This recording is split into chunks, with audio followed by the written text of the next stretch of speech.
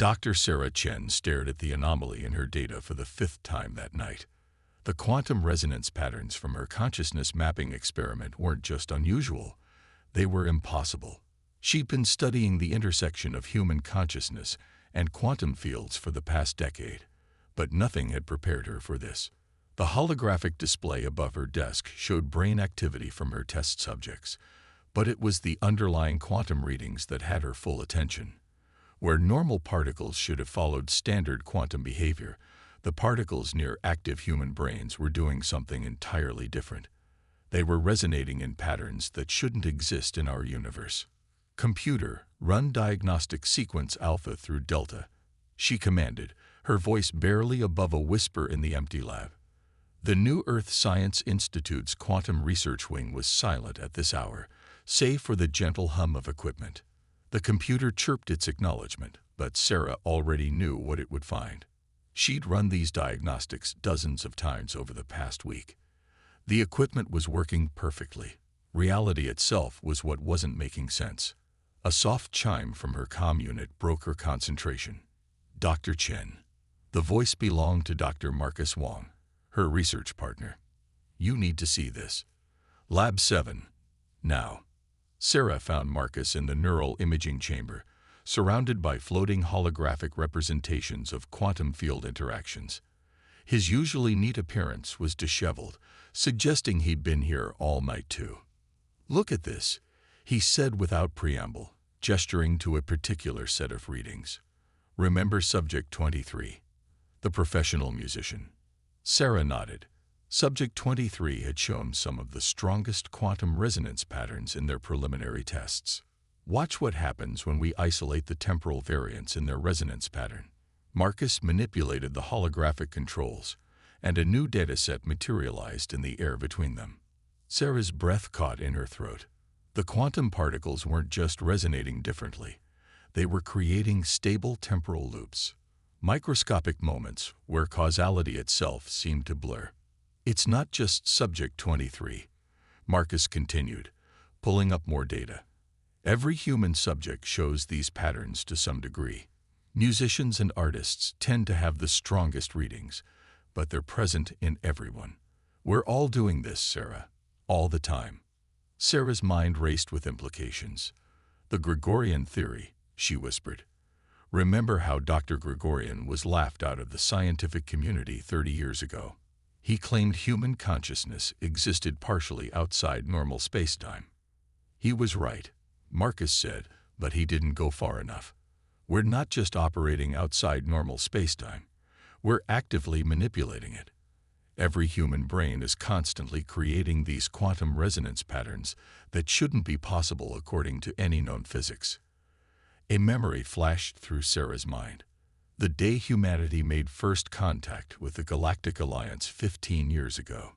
She'd been a graduate student then, watching with the rest of the world as alien ships appeared in orbit. The aliens had been polite but dismissive, declaring Earth a pre-emergence civilization after examining our technology. They'd left behind a few basic trade agreements and a lot of wounded pride. "Marcus," she said slowly, "what if this is why we've never been able to replicate alien technology properly? We've been trying to copy their physics, but our brains don't work like theirs. We're not limited by the same rules." Marcus nodded eagerly. "That's exactly what I've been thinking. Look at this." He pulled up a comparison between human quantum resonance patterns and the few readings they had of alien neural activity.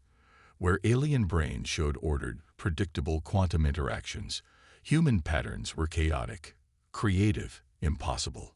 "We need to call Dr. Patel at the Quantum Engineering Division," Sarah said, already reaching for her comm unit. "If we can find a way to amplify these resonance patterns." "Already ahead of you," Marcus replied with a grin. "I sent her a preliminary message an hour ago. She's on her way in." "Sarah, do you realize what this means? We're not behind the rest of the galaxy. We're playing an entirely different game." Sarah looked at the holographic displays, at the impossible patterns human minds were creating in the quantum fabric of reality itself. "We need to be careful with this," she said. "If we're right, If human consciousness really can manipulate quantum fields in ways that defy standard physics, this changes everything. The whole galaxy's understanding of what's possible. The Galactic Alliance called us primitive, Marcus said softly. Wait until they see what primitive minds can do. The next 12 hours passed in a blur of activity.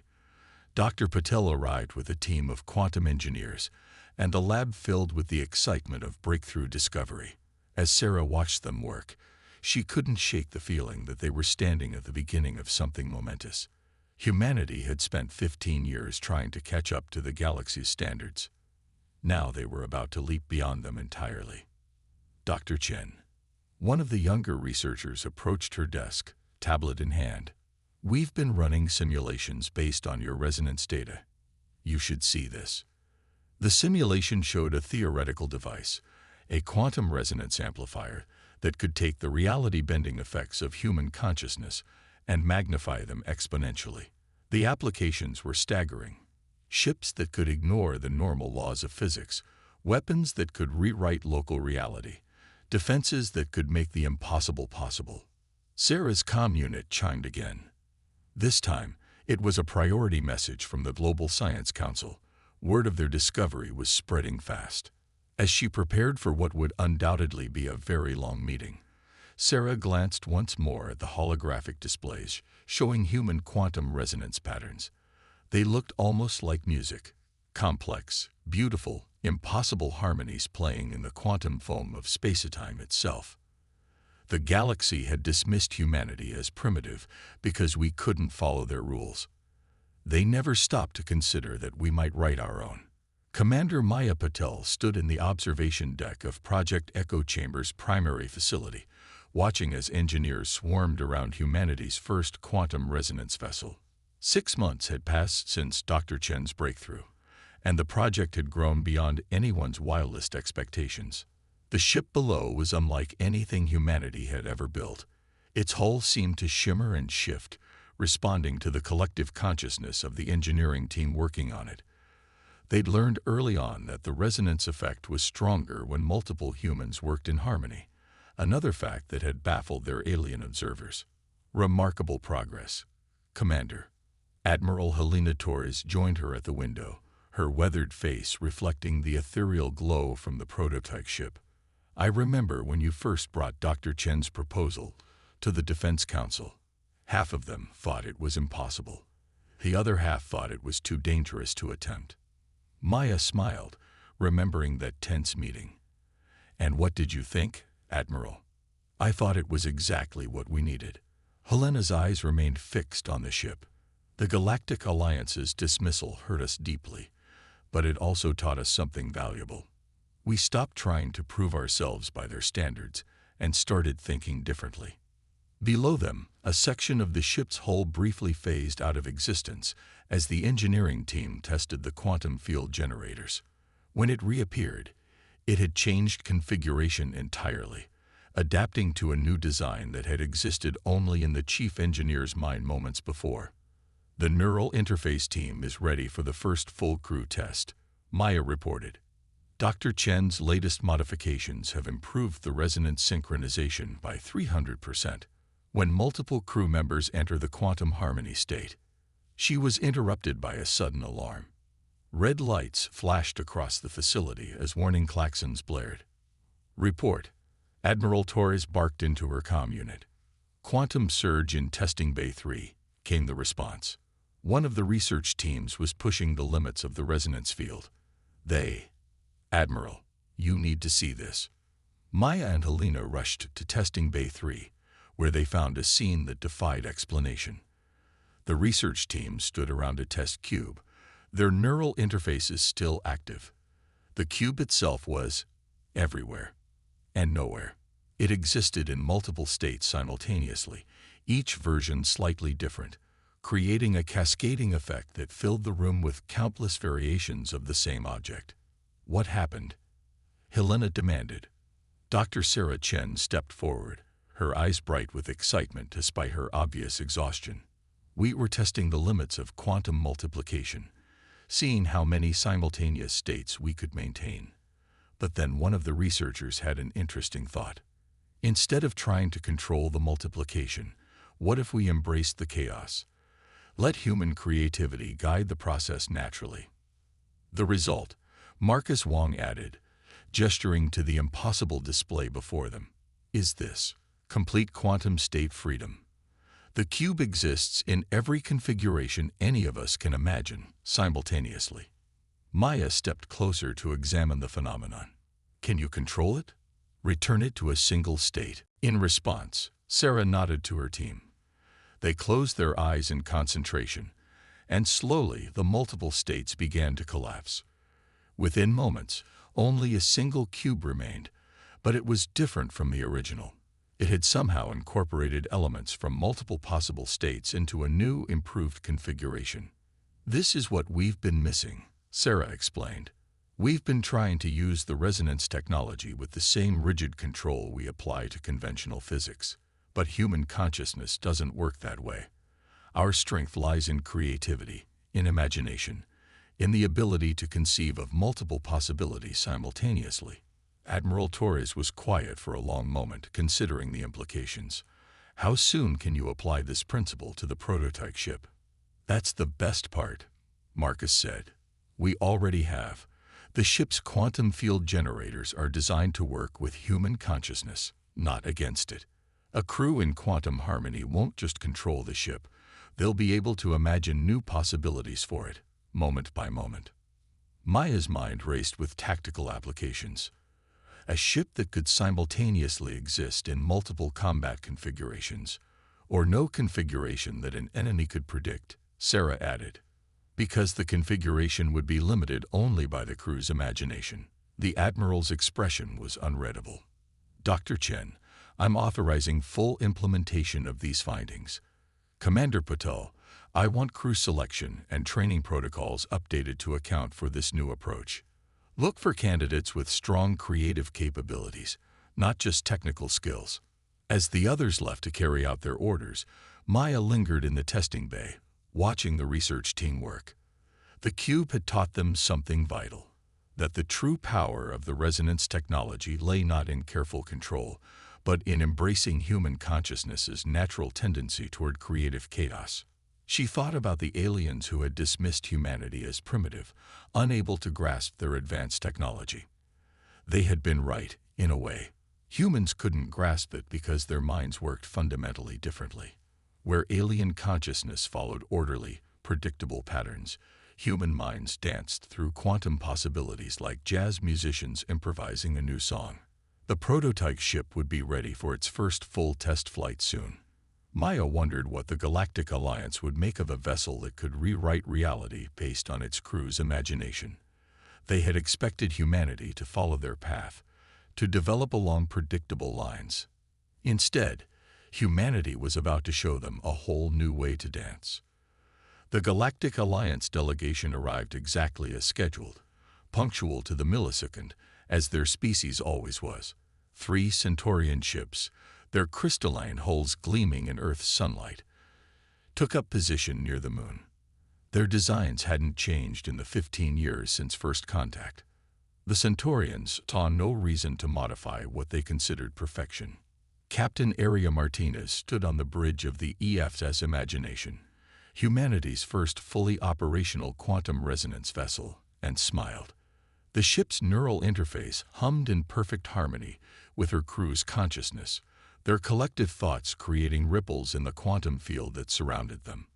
Alliance vessels are hailing, Lieutenant James Chen reported, his fingers dancing through the holographic controls. They're expressing surprise that we managed to build something that large without their guidance. Let's show them what else we can do without their guidance, Aria said. All stations, prepare for Resonance Demonstration Alpha. Let's give them a physics lesson they won't forget. The crew's consciousness synchronized, their shared intent flowing through the quantum field generators. The imagination responded instantly, its form beginning to shift and change in ways that the laws of physics, at least as the Galactic Alliance understood them, said were impossible. On the Centaurian flagship, High Observer Zix watched in growing confusion as their sensors tried to make sense of what they were seeing. The human vessel was transforming. Its hull seemed to exist in multiple states simultaneously, each configuration adapting and changing faster than their predictive algorithms could process. Impossible, Zix muttered, their crystalline form vibrating with agitation. Their technology level was assessed just 15 years ago. They cannot have advanced this far. This is Captain Martins of the EFS Imagination. Aria's voice came through clear on their comm systems. We appreciate you accepting our invitation for this demonstration. We believe it's time to revisit humanity's classification as a pre-emergent civilization. Before Zix could respond, the Imagination performed its first true resonance maneuver. The ship split into 3 perfect copies, each one as solid and real as the original. Then 5. Then 12. Soon, a fleet of identical vessels surrounded the Centaurian ships, each one radiating quantum energy patterns that defied conventional physics. How? Zix began, but they were interrupted by their science officer. High Observer, we're detecting temporal anomalies. The human vessels. They're not just copying themselves. They're existing in multiple timeframes simultaneously. Our sensors indicate some of them are operating seconds in the future, while others appear to be moments in the past. Aria's voice came through again, now with a hint of satisfaction. What you're witnessing, High Observer, is the result of Project Echo Chamber. We've discovered that human consciousness has some unique properties when it comes to quantum manipulation. Properties that your species may find interesting. To demonstrate her point, the Imagination's copies began to phase through each other, merging and separating in an impossible dance. Energy readings fluctuated wildly as reality itself seemed to bend around the human vessels. This defies all known laws of physics, Zix protested. No, Aria corrected them. It defies all laws of physics that you know. Humanity has found its own path. We're not trying to copy your technology anymore, High Observer. We've discovered something entirely new. As if to emphasize her point, the multiple copies of the Imagination suddenly collapsed back into a single vessel, but one that now embodied aspects of every configuration it had displayed. The ship had evolved, adapted, becoming something that couldn't have been designed by conventional means. 15 years ago, Aria continued, your people told us we were too primitive to join the galactic community, that our understanding of physics was too limited. What you failed to realize was that human minds work differently than yours. We don't just observe quantum mechanics, we dance with it. The demonstration continued for another hour, each display of quantum resonance technology more impossible than the last. The Imagination created pocket dimensions, phased through solid matter, and at one point appeared to reverse entropy in a localized field, all powered by nothing more than the synchronized consciousness of its human crew. Finally, High Observer Zix spoke again, their voice carrying a new note of respect, and perhaps a touch of fear. We appear to have underestimated humanity's potential for advancement. The Alliance will need to reassess your species' classification immediately. That's not why we invited you here, High Observer, Aria replied. We're not seeking your approval anymore. This demonstration was a courtesy and a warning. Humanity has found its own path forward. We're ready to join the galactic community as equals, but we won't be bound by your limitations. As the Centaurian ships prepared to depart, their crews still struggling to process what they'd witnessed, Aria turned to her bridge crew. Send the recording of this demonstration to Earth's other contact points in the galaxy. I want every species out there to understand. Humanity isn't following their rulebook anymore. We're writing our own. The Imagination hung in space, its quantum field shimming with possibilities, a testament to what happens when human creativity meets the fundamental forces of reality. The galaxy had dismissed humanity as primitive because they couldn't understand alien technology. Now they would have to face a far more challenging truth. Human technology had evolved beyond their comprehension entirely. The age of quantum resonance had begun, and with it, a new chapter in galactic history, one where humanity's greatest weakness, their chaotic, creative consciousness, had become their greatest strength. The Hive arrived without warning, their bioorganic ships darkening the skies above 3 human colony worlds simultaneously. They had been watching, waiting since humanity's demonstration of quantum resonance technology. Now they sought to test this new power and claim it for themselves. Admiral Helena Torres stood on the bridge of the EFSS Prometheus, the newest and most powerful resonance vessel in Earth's fleet. Around her, neural-linked crew members maintained perfect quantum harmony as they prepared to face humanity's first true interstellar threat. Hive vessels approaching Sigma Colony.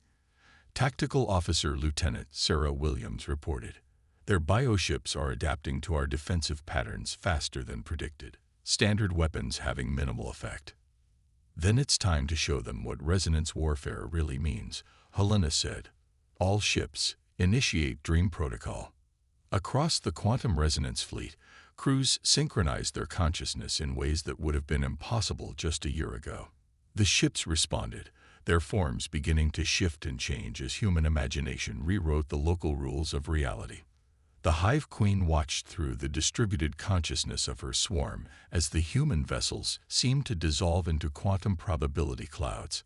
Her species had evolved to adapt to any conventional warfare strategy, but this defied adaptation. The first resonance strike came from everywhere and nowhere at once. The Prometheus appeared to split into a dozen vessels, each one existing in a slightly different timeline. Before the Hive's organic computers could determine which version was real, all of them were. Fascinating. The Queen communicated to her swarm. Their ships create their own rules of combat. Adapt. Overcome. But adaptation proved impossible when every engagement rewrote the laws of physics themselves. A Hive cruiser found itself trapped in a pocket dimension where time moved backwards. Another faced a version of the Prometheus that existed as pure energy, passing through the bioship shields as if they weren't there. Lieutenant Williams's voice carried a note of fierce pride. Hive vessels attempting to retreat from Sigma Colony. Their adaptive algorithms can't keep up with quantum variance. "Don't let them escape," Helena ordered. "If they analyze our capabilities, they'll just return with new countermeasures." "Commander Chen, execute Nightmare Protocol." The neural interfaces hummed as the fleet's crews focused their collective consciousness on a single purpose. The quantum fields around their ships began to resonate with the Hive's greatest fear, loss of unity. Reality twisted. The Hive's psychic network, the very thing that made them so formidable, began to fragment. Each bioship found itself isolated in its own quantum bubble, cut off from the Queen's guidance. Their consciousness is linear, predictable, Commander James Chen explained, monitoring the quantum readings. "They can't handle the chaos our minds create naturally. Every time they try to adapt, we're already thinking of 10 new impossible things." The Hive Queen felt her connection to the swarm fracturing, splintering into quantum uncertainties that her species' rigid consciousness couldn't process. For the first time in her long existence, she felt something new. Fear. "How?" She broadcast, her psychic message reaching the human fleet. "Your technology was primitive. Your physics was basic. We monitored your development for decades." Admiral Torres allowed herself a small smile. "That was your mistake. You monitored our technology, but failed to understand our minds. Humanity's greatest strength isn't our tools.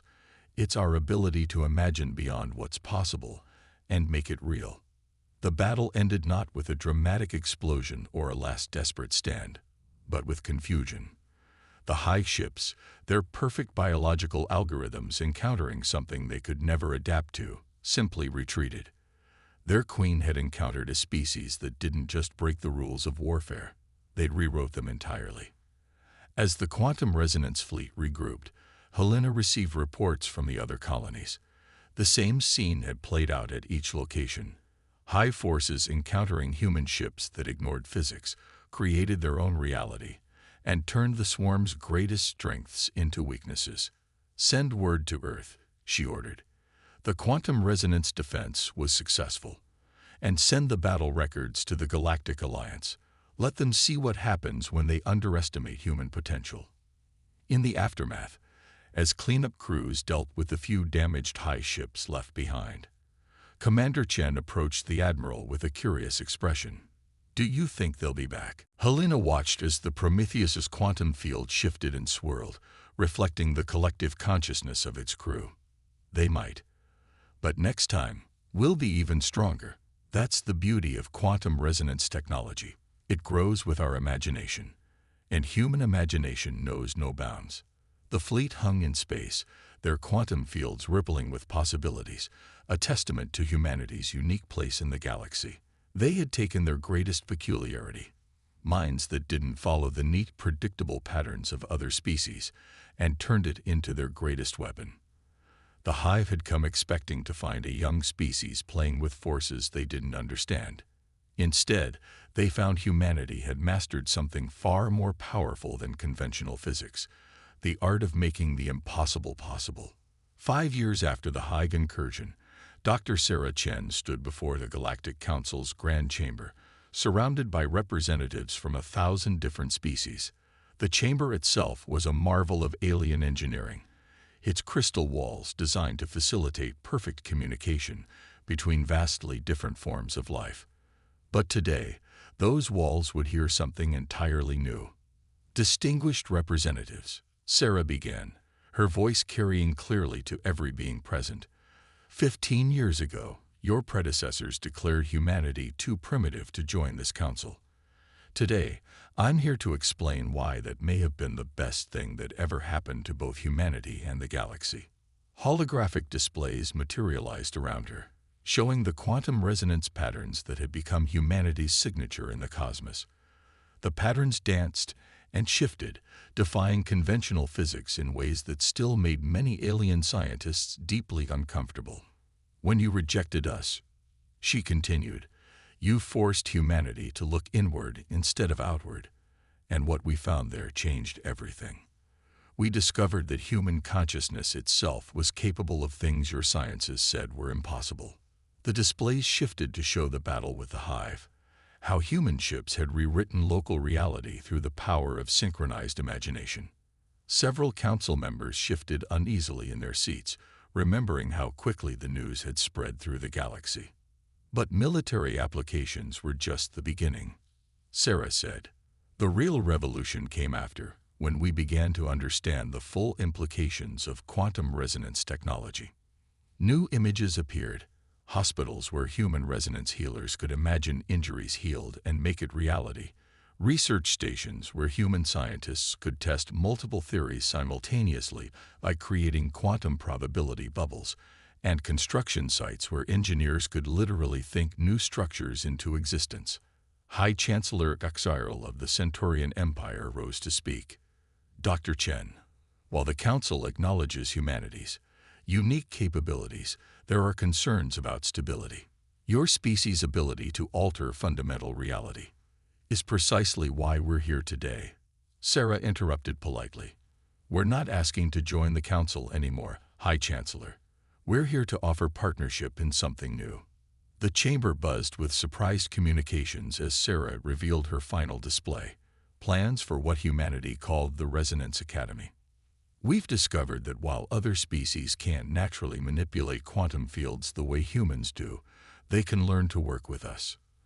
Through carefully designed neural interfaces, human resonance pilots can act as bridges, allowing other species to access these capabilities in limited ways."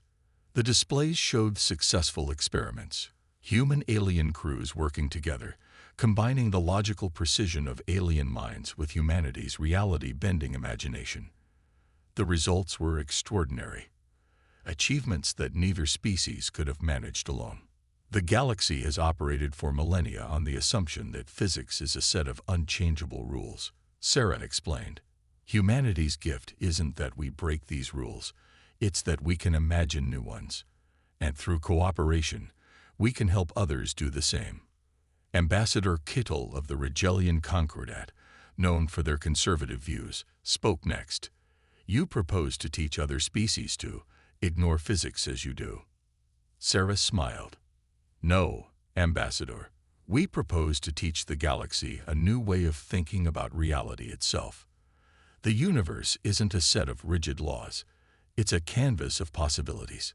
Humanity's chaotic, creative consciousness lets us see that canvas clearly. Working together, we can all learn to paint on it. The council chamber erupted in discussion. Some representatives were clearly disturbed by the implications, while others seemed intrigued by the possibilities. But none could deny the evidence before them. As the debate continued, Dr. Marcus Wong, now Earth's official representative to the council, joined Sarah at the podium. "They're afraid," he whispered, "not of our technology, but of what it means. We're challenging the very foundation of how they understand reality." "Good," Sarah replied quietly. "Fear can lead to rejection or to growth. 15 years ago, they chose rejection. Now we're offering them a chance to grow instead." The council's deliberations lasted for days, but the outcome was perhaps inevitable. The galaxy had seen what humanity could do, both in peace and war. Better to work together than risk another demonstration like the Hague incursion. 1 month later, the Resonance Academy accepted its first class of alien students. As Sarah watched humans teaching other species how to think beyond the possible, she remembered that day in her lab when she'd first seen those impossible quantum patterns. The galaxy had dismissed humanity as primitive because they couldn't follow the established rules of physics. Now, humanity was teaching the galaxy that the rules themselves were just another limit waiting to be transcended. In the end, humanity's greatest gift to the cosmos wasn't technology or power, it was imagination. The ability to look at the impossible and say, "Why not?" And as more species learned to access this way of thinking, the galaxy itself began to change. Reality, it turned out, was far more flexible than anyone had imagined. It just took a primitive species, thinking primitive thoughts about impossible things, to show the way.